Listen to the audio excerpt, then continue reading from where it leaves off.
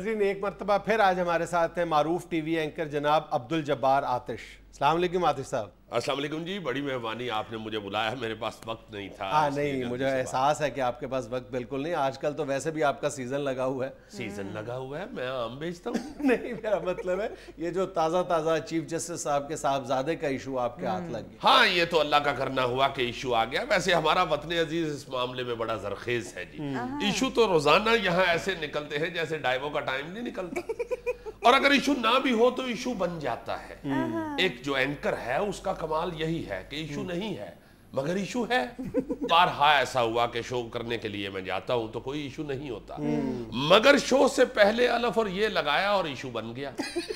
شو سے پہلے ایک جینیس اینکر اس لڑاکا خاتون کی طرح ہوتا ہے جس کے پاس جھگڑنے کے لیے کوئی ایشو نہیں ہوتا, مگر وہ جھگڑنے کے لیے ایشو کریٹ کر لیتی ہے. ہمسایوں کا دروازہ کھٹکھٹا دیتی ہے, بولنا شروع ہو جاتی ہے. نہیں کڑیوں گل سنو نا, تساں گلی چ گڈی سانو بیست کرن واسطے کھلار دیو نہ, تسی کی سمجھدے ہو ساڈے کول گڈی کوئی نہیں تے تسی سانو گڈی واہ ساڑو گے. ہاں نہیں, تسی کڈیاں شوقیاں ہو. یہ ہوتا ہے جینیس اینکر. ایک سچا واقعہ سن لیجئے.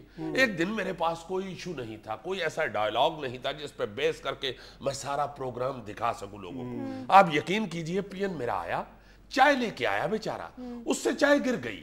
ایک سیاستدان جو مہمان بیٹھے ہوئے تھے اس کے دامن پہ چائے گری, داغ لگ گیا, اور کچھ چائے وہ پی این کے پاؤں پہ بھی گر گئی, اور گرم چائے تھی اس کا پاؤں جل گیا. لیکن یہی سے ایشو کلک کر گیا.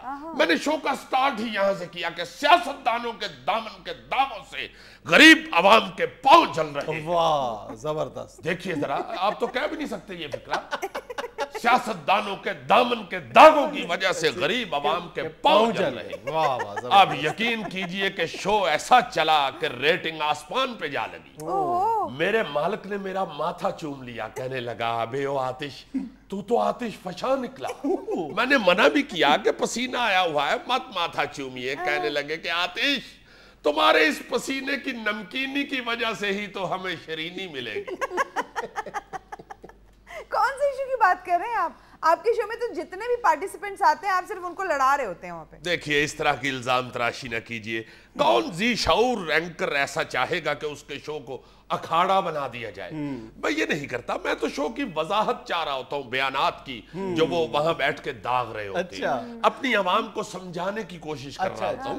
مثلا ایک اگر مہمان نے دوسرے مہمان پہ الزام لگا دیا کہ انہوں نے کروڑوں روپے کی کرپشن کی, تو میں تو صرف اتنا ہی کہتا ہوں کہ یہ آپ کیا کہہ رہے ہیں؟ اچھا, آپ یہ بات واقعی ہوش سے کر رہے ہیں؟ ذرا دوبارہ کیجئے.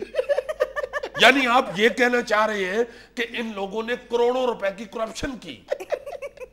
دیکھ لیجئے, آپ کروڑوں روپے کی کرپشن کا الزام لگا رہے ہیں ان پہ. بھائی میں تو معاملے کو بس آسان فہم بنانے کی کوشش کرتا ہوں. اس میں لڑانے والی بات کون سی ہے؟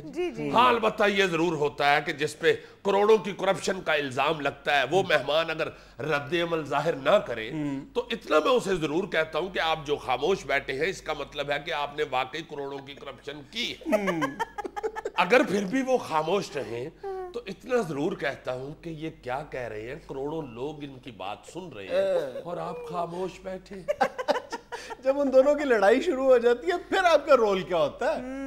پھر میں پروڈیوسر کے کمرے کی طرف دیکھتا ہوں. اچھا, جس کا منہ خوشی سے بالکل پہاڑی سیب کی طرح سرخ ہوا ہوتا ہے, اور وہ مجھے اندر سے اشارہ کر رہا ہوتا ہے. اس کو عام فہم میں کہتے ہیں چک کے رکھ.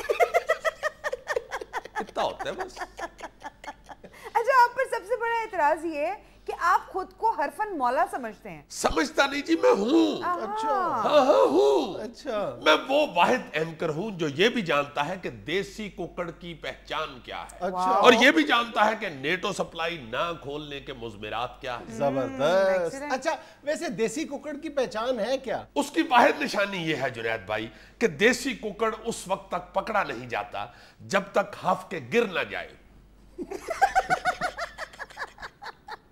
آتش صاحب, یہ کیا پہچان ہوئی؟ ہاں, یہی واحد پہچان ہے جنید بھائی. اگر پکڑنے والا پہلے گر جائے تو وہ دیسی نہیں ہے, اگر ککڑ پہلے گر جائے تو وہ دیسی نہیں. آتش صاحب عجیب و غریب حرکتیں کرتے ہیں آپ. آپ نے عجیب و غریب حرکات کہہ رہے ہیں. انہی حرکات کی وجہ سے میرے شو کی ریٹنگ اوپر جاتی ہے. حرکات کی وجہ سے؟ یس. اچھا اب یہ فرمائیے کہ آپ کے کس شو کی ریٹنگ سب سے زیادہ آئی تھی؟ جس کا موضوع تھا خسرو کے جذبات کے امریکہ کے انتخابات پر اثرات. اچھا حرکات، جذبات، اثرات. واہ. اب آپ خود ہی بتائیں کہ سوائے قافیہ ردیف ملنے کے اس موضوع میں ہے کوئی انسانوں والی بات؟ مگر یقین کیجئے کہ اس کی ریٹنگ اتنی اونچی گئی، اتنی اونچی گئی، اتنی اونچی گئی کہ رات کو خواب میں مرحوم دادا ابو نے آ کے مجھے کہا کہ بیٹا تمہاری چیزیں ہی اوپر آ رہی ہیں، تم نے کب آنا ہے؟ چاہتے صاحب آخر میں صرف یہ فرما دیں کہ آپ کو معاشرے میں صرف منفی پہلو ہی نظر آتے ہیں، ہر بات میں کیڑے، ہر بات میں کیڑے، ہر بات میں کیڑے. دیکھیے یہ کیڑے نکالنا شروع سے ہی میرا منصب رہا ہے. اچھا اینکر بننے سے پہلے میں سبزی منڈی میں کام کرتا تھا اچھا. اور وہاں گوبھی میں سے کیڑے نکالتا تھا. اچھا ایکسکیوز می، آپ ہنس رہی ہیں؟